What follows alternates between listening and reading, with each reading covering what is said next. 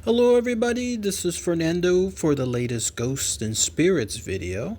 Once again, I'm continuing the wonderful book, The World's Greatest Ghost by Roger Bohr. This time going again into chapter 7, part 2, once again delving into the world of ghosts in Hollywood. Haven't done one of these videos in a while, so I thought I would mix this one in here. Let me know what you guys and gals think as far as your thoughts and comments. So far, lots of interesting examples related to ghosts there in Hollywood. It seems like not only is the real world in terms of regular businesses, regular homes, and other areas that you and I dominate on a daily basis filled with ghosts, but also in Hollywood. So without further ado, let's go ahead and let's start chapter 2.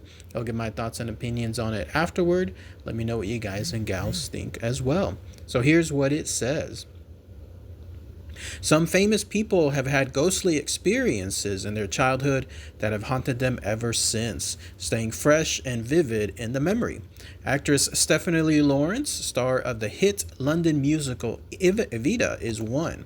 She says, "When I was a child, our home was an old house on Hailing Island that had once been an army training school. It was full of long corridors and dark corners. One evening I was walking along one of the upstairs corridors when I heard footsteps behind me and what sounded like the patter of dogs' paws. I spun around quickly and there was a soldier in bright red and gold uniform with a golden Labrador by his side. I was obviously terrified and rushed downstairs to find my brother. I've never forgotten it. I can still see him standing there."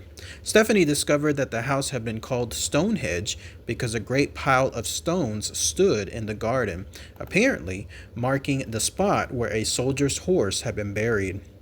Her parents found many army relics under the floorboards, including an old scarlet and gold braid uniform from the time of the Crimean War. She often wonders if it had once been worn by the ghost that she saw.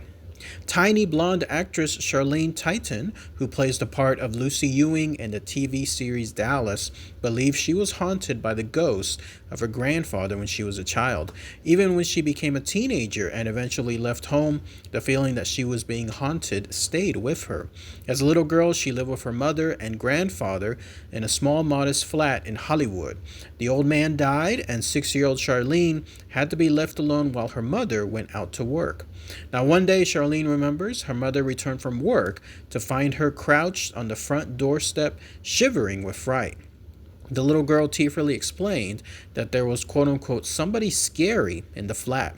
Charlene said, "Without hesitation, my mother told me that my grandfather's spirit was still there."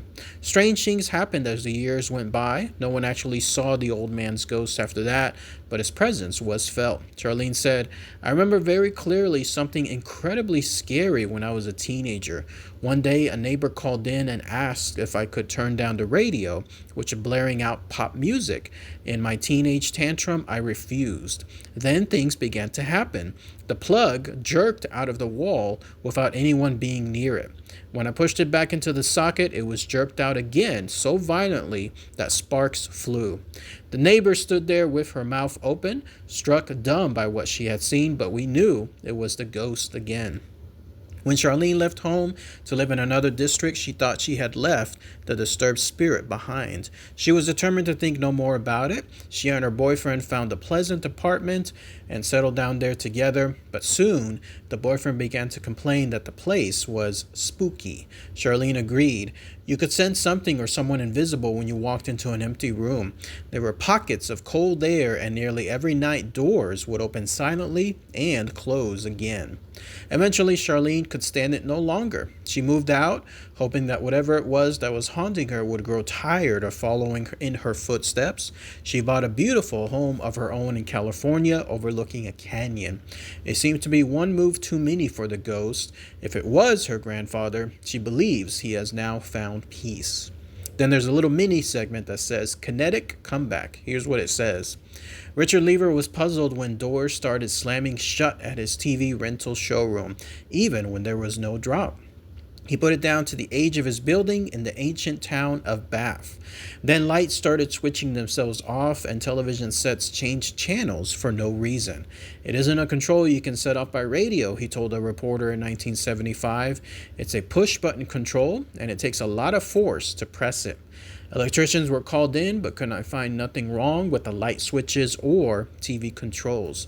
Then Mr. Lever was told that a man named Walker, who had lived and died in the house many years earlier, was an energy saving fanatic with a mania for closing doors and switching off unnecessary lights. Mr. Lever said, "I don't believe in ghosts, but some force here is doing something." Next segment is called Phantoms of the Stage, and here's what it says. All the world's a stage for the haunting performances of ghosts, but they seem particularly fond of theaters. Often they are connected with real dramas as strange as any fictional play. William Terrace was a colorful adventurer turned actor. In December 1897, he was playing the lead in a thriller called Secret Service at the Adelphi Theater in the Strand. One night, as he left the stage door, he was stabbed to death, and ever since, his restless spirit has been blamed for a series of inexplicable happenings. Actors have heard curious tappings and the sound of footsteps. Mechanical lifts have been moved by invisible forces, and lights mysteriously switched on and off. In 1928, a comedy actress felt the couch in her dressing room lurch under her as if somebody was trying to move it. Then her arm was seized, leaving a bruise. The startled woman had not heard of the ghost until her dresser arrived and explained that she was using the dressing room, which had belonged to Terrace. The Phantom Star's strangest performance came in 1955. Jack Hayden, foreman ticket collector at Covent Garden Tube Station, noticed a distinguished figure in a gray suit and white gloves who looked as if he was lost. But when Hayden asked if he could help, the man then vanished into thin air. 4 days later, the same figure returned and put his hands on the head of 19-year-old porter Victor Locker. Pictures of Terrace were shown to both men, and they instantly recognized him as their ghost. Both had also asked to be transferred. Other London transport staff on the Piccadilly line have spoken of a strange presence at Covent Garden, and in 1972, a station master, signalman, and engineer all reported seeing this man in grey. More than 50 cleaners at London's Drury Lane Theatre claim to have seen a phantom wandering the dress circle in a long grey coat.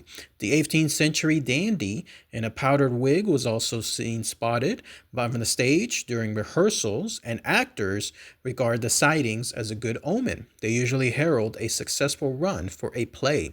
The eerie visitor could be linked with a macabre discovery by workmen in 1860.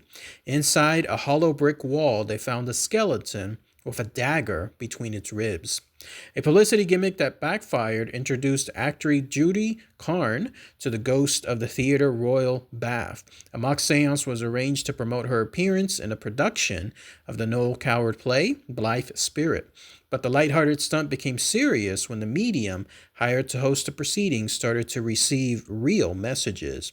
Judy, the Sakatumi star of the TV Laugh-In show, said, "We were all absolutely spellbound, including two cynical newspaper reporters. The voice of the woman told us she had been an actress who had starred at the theater. She had been married, but had fallen in love with someone else. Her husband and lover fought a duel, and her lover was killed. Heartbroken, she hanged herself in the dressing room.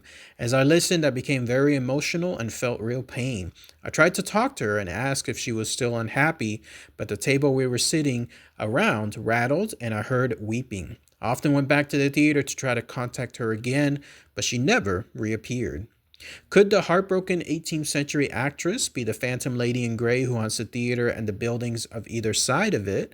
She has often been seen by actors sitting alone in a box. She was there on August 23rd, 1975, when the curtain went up on a performance of The Dame of Sark, starring Dame Anna Neagle. Theater staff have also noted a strong smell of jasmine whenever she is near, a scent also familiar to a succession of landlords at the Garrick's Head public house next door. Bill Loud, Peter Welch, and Peter Smith all sniffed it in the cellars during their tenancies and also reported tricks by unseen hands, such as phantom tappings on doors, cufflinks, and pound notes disappearing, only to turn up later in rooms where nobody has been for days, candles flying across the bar, cupboard doors rattling, and a fridge being mysteriously switched off. On the other side of the Theatre Royal is the house once occupied by Regency buck Beau Nash and his last mistress, Juliana Popjoy. Today, it is a restaurant called Popjoy's. One would-be diner got more than he bargained for when he called just before Christmas, 1975. He ordered his meal, then went upstairs to the bar while the dishes were being prepared. As he sat on a green settee enjoying an aperitif, a lady in old-fashioned clothes approached, sat down beside him, and then vanished. The terrified man rushed downstairs, blurted his story to a waiter, and fled, still hungry, into the night. Now, the Jasmine Lady may have been responsible for an unexpected drama on the Theatre Royal stage in June 1963. One of the props for the production was a clock, and when its hand reached 12:30, it chimed loudly 3 times, but stagehands had removed the chime mechanism before the performance began. A Lady in Grey also haunts the Theatre Royal in York. Actress Julie Dawn Coyle, best known as a nurse in the long-running British TV series Angels, is one of many who have claimed to have seen her. Julie said, "We were rehearsing on stage one Christmas when I saw her wearing a cloak and her hood. Her outline was iridescent, like gossamer, but I was left with a warm, happy feeling. I consider myself lucky to have seen her." British actress Dora Hurd does not have such fond memories on her brush with the supernatural.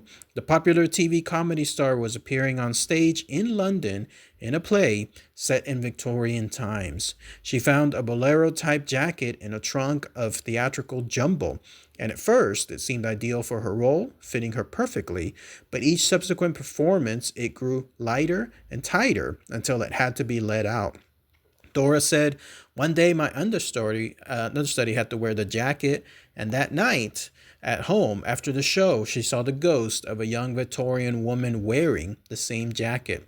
Later, the wife of the director of the play tried the jacket on and felt nothing, but when she took it off, there were red welts on her throat as if somebody had tried to strangle her. We decided to get rid of the jacket. A few days after we did, 3 mediums held a seance on the stage of the theater. One had a vision of a girl struggling violently with a man who was tearing at her clothes. The site of a former theater in Yorkshire is haunted by a woman who did not really exist. Old Mother Riley was a comedy favorite with British film, radio, and music hall fans in the 40s and 50s. She was the creation of comedian Arthur Lucan, who died in his dressing room at the Old Tivoli Theatre Hall in 1966, a week before he was due to attend a meeting with local tax inspectors. Ironically, when the theater was demolished, the tax office was built in its place, and Lucan may be having the last laugh on the staff. An Inland Revenue official said, "We do not like to say too much about what Old Mother Riley is up to in Hull, but people do stay away from a storeroom on the second floor. There is a strange atmosphere, and it is said that the ghost of Mother Riley has been seen." And then there's a little mini segment that says ghostly barking, and let's talk about that here. It says, Norma Kresgol of New York was awakened by the barking of Corky, her collie dog, but Corky was dead. Mrs. Kresgol got up to investigate and found that the house was on fire. In Wichita, Kansas, Mrs. Luanda Katie was awoken by the barking of her dead dog and drove off a thief who had been raiding her kitchen. Walter Manuel awoke in terror the night he dreamed about his pet dog Lady, which had died 3 weeks earlier. In his dream, Manuel heard the dead dog barking frenetically. He awoke and rushed to the bedroom window of his home in a Los Angeles suburb. Outside, he saw his 2-year-old son, clad in pajamas, topple into the garden pool. He rushed to the rescue and then dragged the child from the water. Then that's it. Let's go ahead and let's pause it here. This is Chapter 7, Part 2 of The World's Greatest Ghost by Roger Bohr. So let's talk about all the experiences here. Don't you just love this book? So many examples, like almost every other paragraph has a different story, a different example, a ghostly one that happened to someone out there. So in this case, it was involving a woman by the name of Stephanie Lawrence. She was stating that she used to be a child living in an old house there in Hailing Island. And as she turned around, she saw a soldier in that house in a bright red and gold uniform with a golden Labrador by his side.